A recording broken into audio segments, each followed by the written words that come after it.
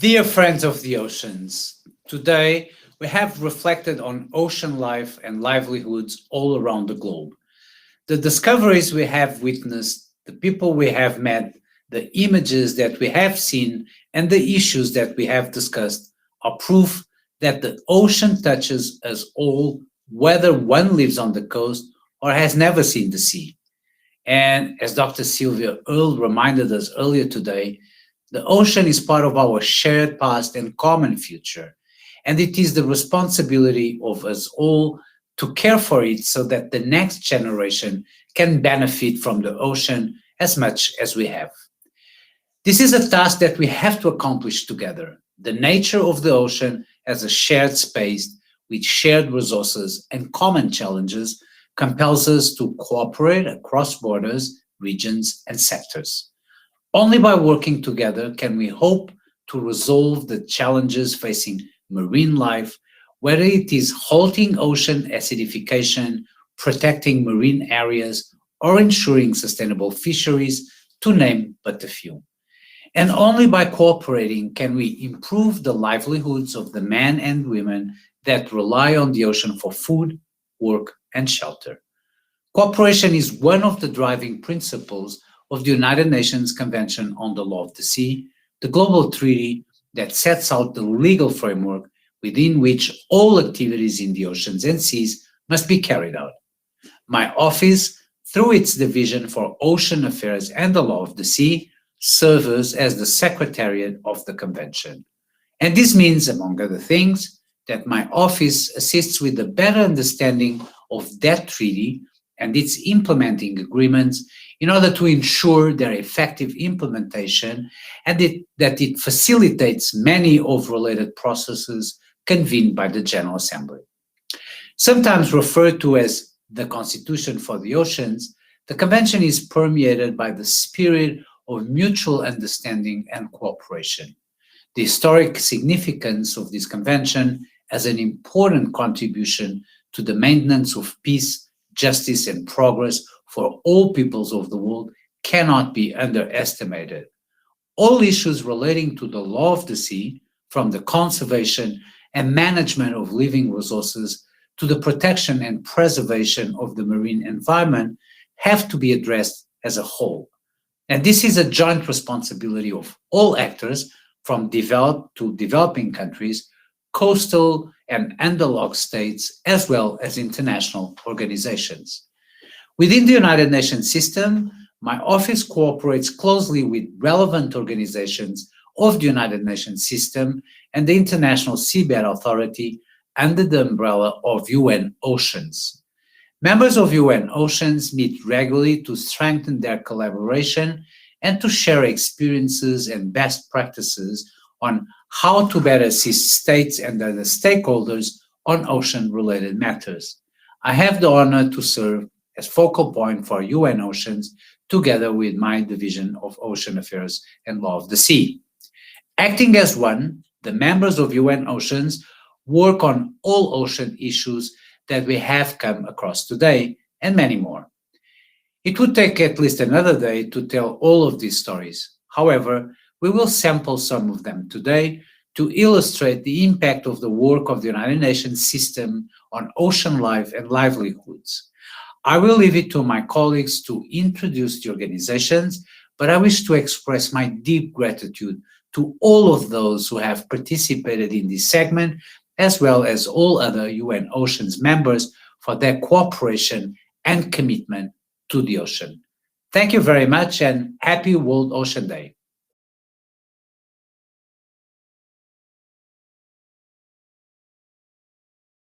Thank you very much, Mr. Serpa Soares.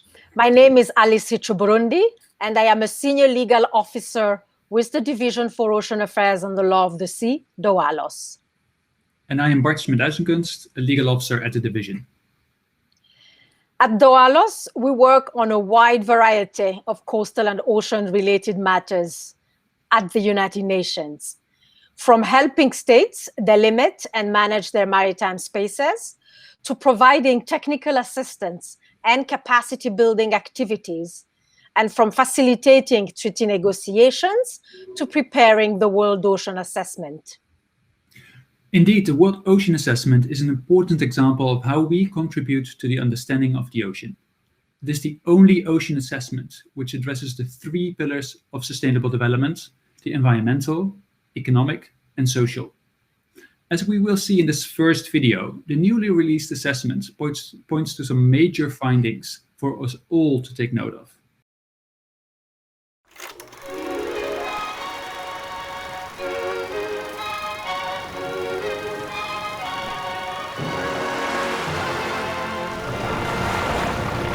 Several new plans being advanced to consider affecting the ocean by the atmosphere. The oceans themselves are more like a layer cake of densities.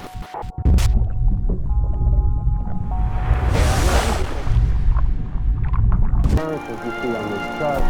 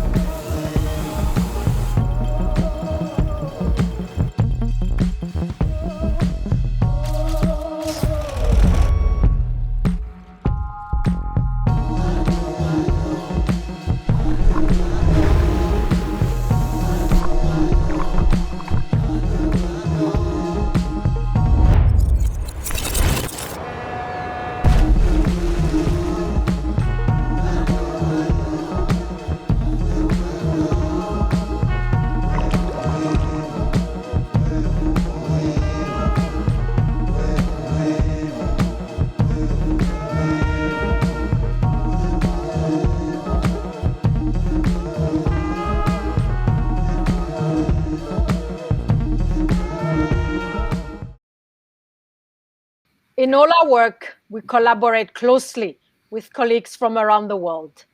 And I am always amazed by the extraordinary depth and breadth of experience and expertise on oceans within the UN system and sister organizations that together form UN Oceans. Today, we will show you some of this amazing and diverse work, some of which might surprise you. For example, did you know that the UN system has its own marine environmental studies laboratory where nuclear scientists work every day on the safety of our seafood? Let's check out this next video of the International Atomic Energy Agency, the IAEA.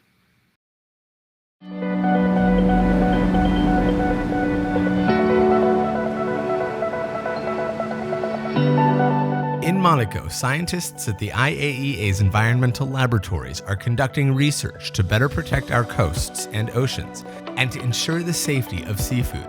As our oceans change, their work is becoming vital. Since the industrial era, we can see that the contamination of the coast and the ocean is increasing. Seafood is an essential source of food and revenue for millions of people worldwide. And now it's under increasing threat. In seafood safety, we're interested in looking at contaminant flows through the food web, through trophic structure. Nuclear techniques play an important role in better understanding how contaminants move through the food chain. We use radioisotopes as proxies for metals and trace elements, and we can see how these trace elements move from land to the ocean through marine organisms. One of the techniques we have developed here is basically to try to understand how the contaminants are going from the seafood to the human. And the technique is developed using radio tracer and to mimic each step of the human digestion. These laboratories have developed a way to replicate the human digestive process. This allows scientists to observe which contaminants are broken down during digestion and which remain in our system. The information gathered through this research is provided to the IAEA's member states. With this scientific data, informed decisions can be made to improve the safety of seafood. How can scientists trace a barely visible plastic particle across the ocean, through a fish's body, and onto our plates? Microplastics in the sea now outnumber the stars in our galaxy, but we still don't know exactly where these tiny pieces of rubbish end up, or what effect they have on fish or the humans that eat them. Nuclear techniques are a very useful tool in the research of microplastic particles in the ocean because we can follow microplastic particles through the food chain. Radio tracers enable scientists to investigate whether the particles are crossing cell membranes. For example, from a mother shark through the egg case to a baby shark, or through a fish's food, such as these shrimp, into its digestive system and possibly into its brain or other organs. And they can see whether plastic pollution affects the way a fish absorbs nutrients or contaminants. This research is still new, but offers hope that we can better understand the effect of microplastics on marine life, because we can't solve a problem we don't understand.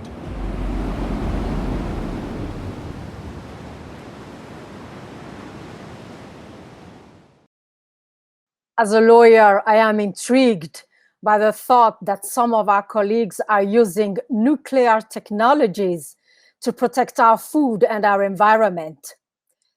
You, an organization, also work to protect our rights and the rights of those working at sea.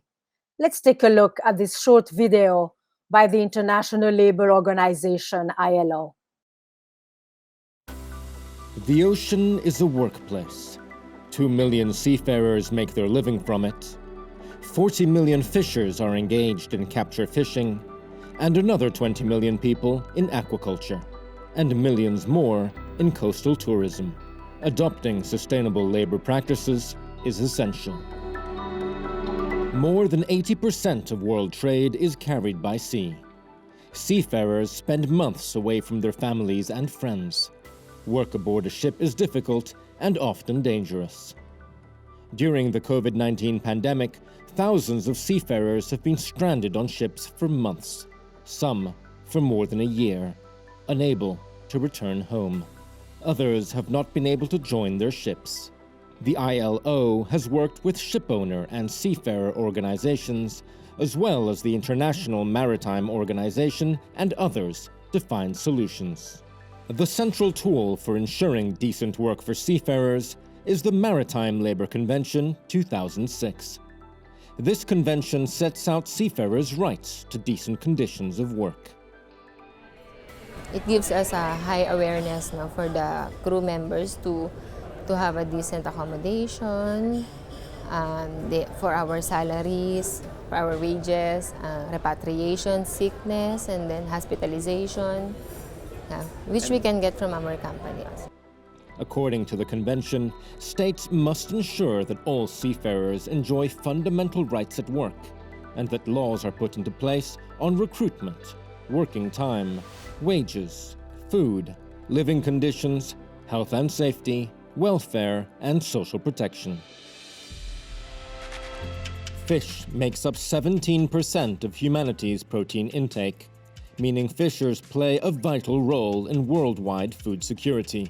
But their livelihoods depend on healthy oceans and sustainable practices, including labor practices.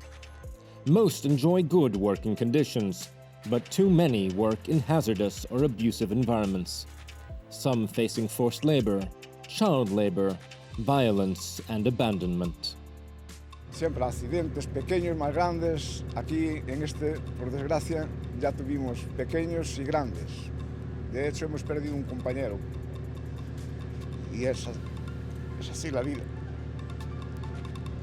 The ILO's Work in Fishing Convention sets out global standards for work on fishing vessels. The convention ensures fishers have at least the same level of protection as workers ashore, and promotes dialogue among governments, fishing vessel owners, and fishers to improve conditions in the sector. The ILO helps countries adopt and apply this and other ILO conventions to improve national laws and to strengthen their inspection services so that those laws are fully enforced. Regulating working conditions also goes hand in hand with improving vessel safety and fighting illegal fishing. ILO standards, when ratified and enforced, change lives. They are essential to the economic, environmental, and social sustainability of our oceans. The work of fishers is essential to the livelihoods of many coastal communities. Let's see how the Food and Agriculture Organization of the United Nations, the FAO, assists small-scale fishers around the world. Our oceans are a precious source of highly nutritious food and provide employment and incomes for millions of men and women who depend on small-scale fisheries for their livelihoods. Small-scale fishers and fish workers, including indigenous people, account for over 90% of these working in capture fisheries. They produce half of the catch in developing countries, and 50% of them are women. Despite these numbers, too often they go unnoticed or aren't given access to the resources they need. The voluntary guidelines for securing sustainable small-scale fisheries developed by FAO, its members, organizations, and partners are an innovative tool that empowers fishers and allows them to play an active role in issues that affect their daily lives and livelihoods.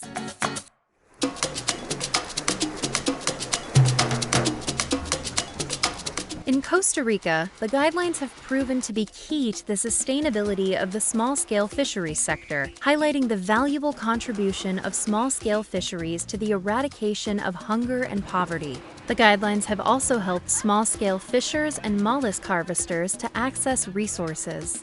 El proyecto de las directrices vino a rescatar en el 2015 y el 2016 se reconoció la participación de la mujer en la labor pesquera, que era algo que nunca se había reconocido, creando el Fondo FOMujeres, que vino a beneficiar a un sinnúmero de personas, 80 proyectos de emprendimientos de mujeres que salieron beneficiadas con equipos de pesca, motores, trasmayos y todo un sinnúmero de actividades para realizar esta labor dignamente.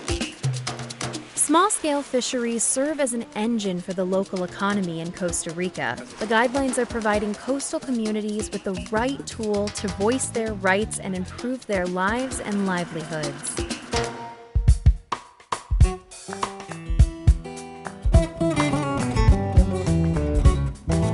The mangrove forests of the Sinai Salom Delta in central Senegal are breeding grounds for fish and marine species on which local communities depend. But rising sea levels have made the swampy waters overly saline, threatening the survival of the mangroves and the fish and other species found there. FAO and UNEP, together with the government of Senegal, are helping communities to apply the principles of the guidelines to save these natural habitats and safeguard their livelihoods for the future. Women play an essential part.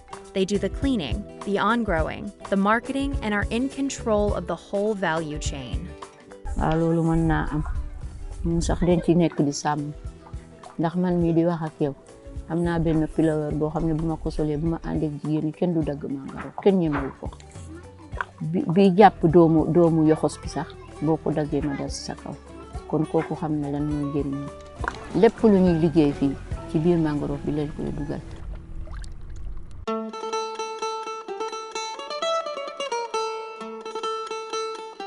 In Morocco, where post-harvest activities are carried out mainly by women, the application of the guidelines has enabled women to engage more directly and responsibly in their business and to better control their earnings.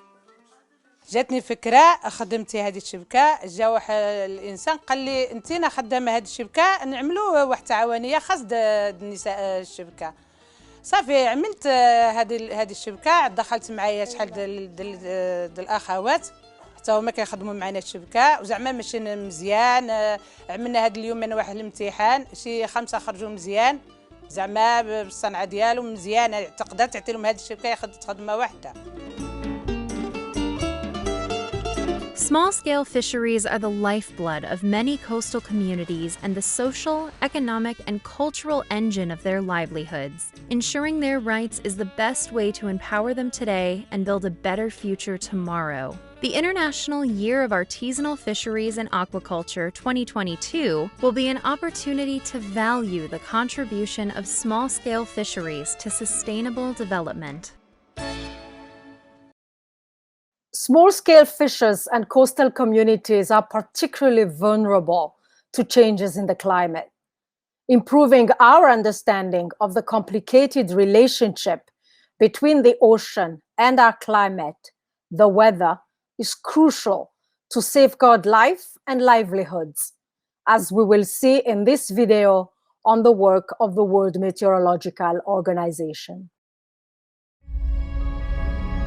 The ocean covers over 70% of our planet. It drives the planet's water cycle, weather, and climate. Its powerful energy can unleash the world's most destructive storms. Yet the ocean is also vulnerable, impacted by our actions.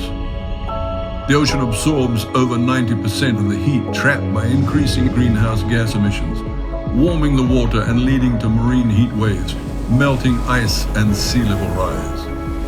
Understanding the connection between the ocean, weather and climate has never been more important. The more we understand, the better we can predict and prepare for weather and climate hazards on land and sea. Information about the ocean helps guide decisions in so many areas of life. Coastal areas, pummeled by intense storms, use ocean and atmospheric information to accurately predict and forecast the severity and duration of these events. Ocean information is also vital to improving seasonal sea ice predictions, helping ships to safely plan their routes and enabling coastal communities to stay safe. Climate variability due to changing sea surface temperatures, atmospheric pressure and wind can influence seasonal weather. Understanding these changes allows for better predictions and more effective planning. Knowing weather forecasts, ocean currents, and drift patterns aids navigation and fishing, while also improving search and rescue operations and responses to hazards such as oil spills. To understand the ocean, we need sustained research and observations. WMO, together with other United Nations agencies and partners, plays a critical role in driving international collaboration, ensuring the collection of ocean data and its free and open distribution. WMO empowers meteorological services with the knowledge and capability to provide better early warnings and information to help protect communities from hazards. To understand our weather and climate, we need to know more about the ocean, for today and for our future. Ocean observation is also crucial to ensure the safety of navigation and shipping, which is a core mandate of the International Maritime Organization, the IMO. The COVID-19 pandemic has made clear how dependent we are on the work of seafarers, as we will see in this next video.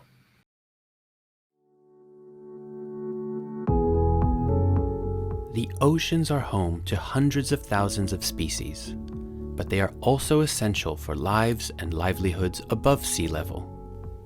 At any one time, 1 million seafarers are at work on ships. These men and women often go to sea for months at a time to transport the food we eat, the energy that keeps us warm, and the medicines that save lives. When they go home, their incomes sustain their families and wider communities. But when the pandemic struck, hundreds of thousands of seafarers were left stranded at sea and unable to go home. Far away from their loved ones for months beyond the end of their initial contracts, facing physical and mental exhaustion.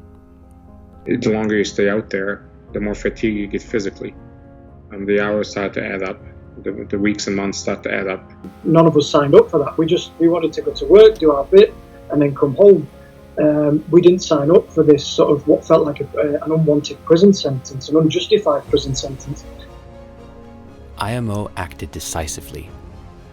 Our Seafarer Crisis Action Team directly helped hundreds of men and women return home safely, and we urged governments to facilitate crew changes. This is making a significant difference.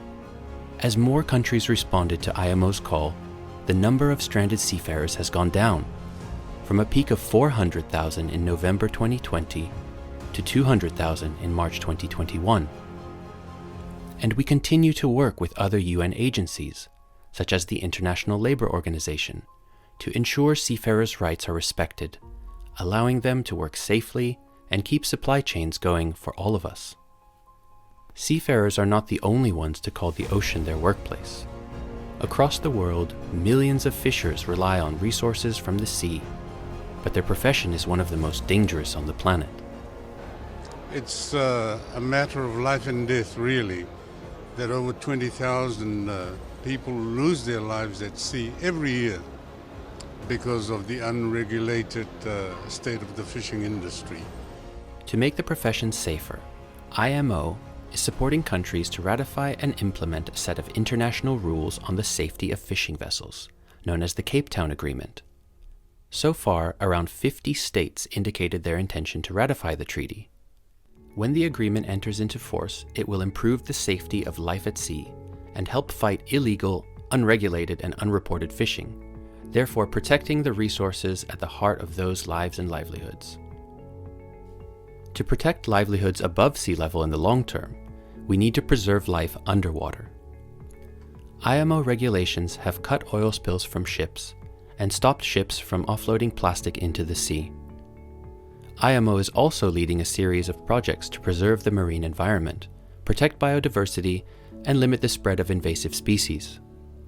17 specific zones, known as particularly sensitive sea areas, have been designated by IMO. Ship routing measures have been specifically tailored to protect their fragile ecosystems and the livelihoods who depend on them. Only by protecting those habitats will we protect the roots and workplaces that the oceans make possible for all of us. Earlier today, we learned about the immense pressure faced by coral reefs around the world. They are in dire straits, but there is hope, thanks in part to the work of the World Heritage Center of the United Nations Educational, Scientific, and Cultural Organization, UNESCO.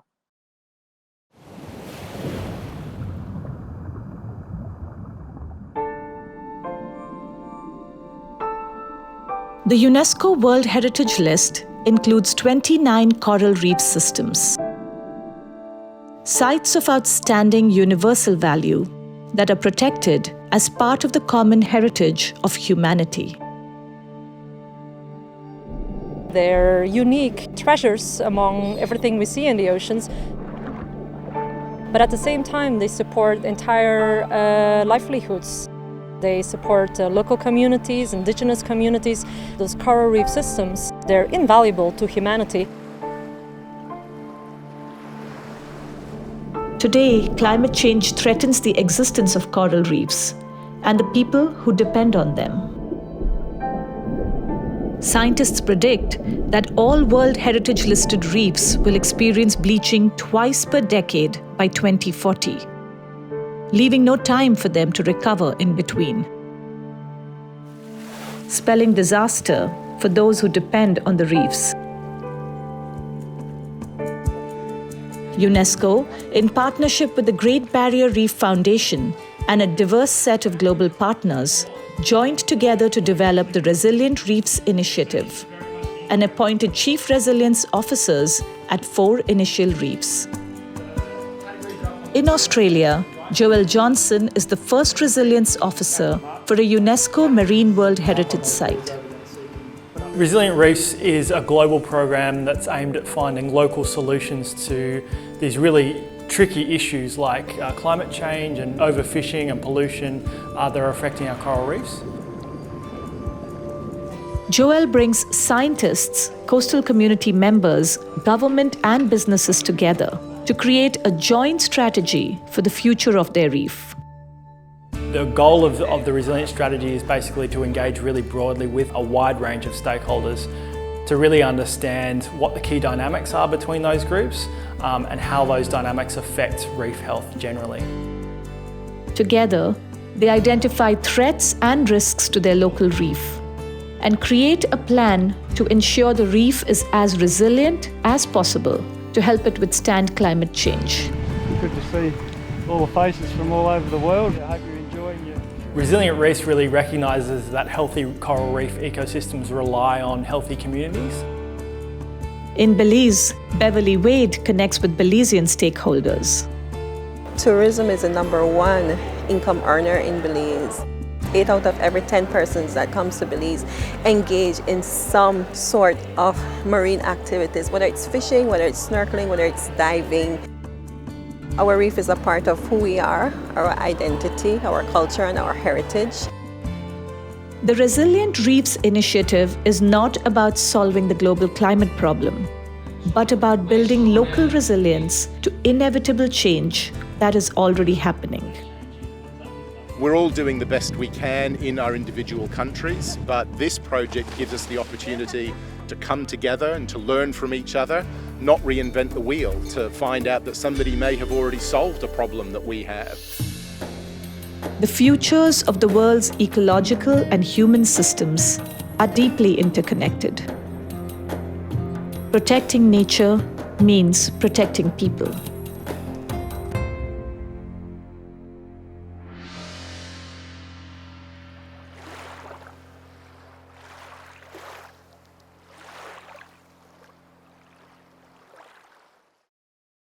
We will end with a message from Donna Bertarelli, the Special Advisor of the United Nations Conference on Trade and Development, UNCTAD, for the Blue Economy.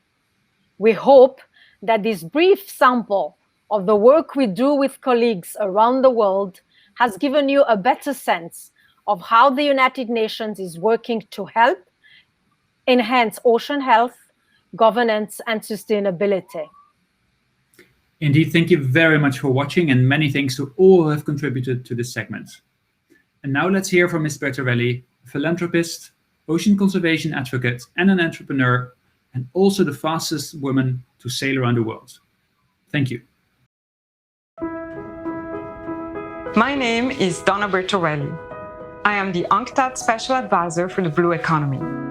But I am also just a human being who loves the ocean. My message today is from the heart. To everybody watching, a very happy World Oceans Day for 2021. This is a moment for us to celebrate the beauty and the bounty of our ocean, and the deep connection that has always existed between humankind and the sea. To celebrate how it gives life and livelihoods to 3 billion people every day, and honor the ocean as the priceless treasure, the nurturing life force that it is to every person on the blue planet. But what about the immense challenges we face as we pursue 30 by 30? Our mission to fully protect 30% of the ocean by 2030. Challenges like climate change and its huge impact on ocean life, pollution by plastic, toxic substances and waste, overfishing and extraction, the devastation of traditional ocean-dependent livelihoods, the injustices and inequalities at the meeting tables of ocean production. These challenges are daunting, and yet, as we face them, we can still celebrate. Because right now, there is more awareness of the challenges than at any other time in decades. Protecting the ocean is no longer a niche pursuit, it's mainstream. Every day, more and more people count themselves as advocates, learn about what's needed and how they can help.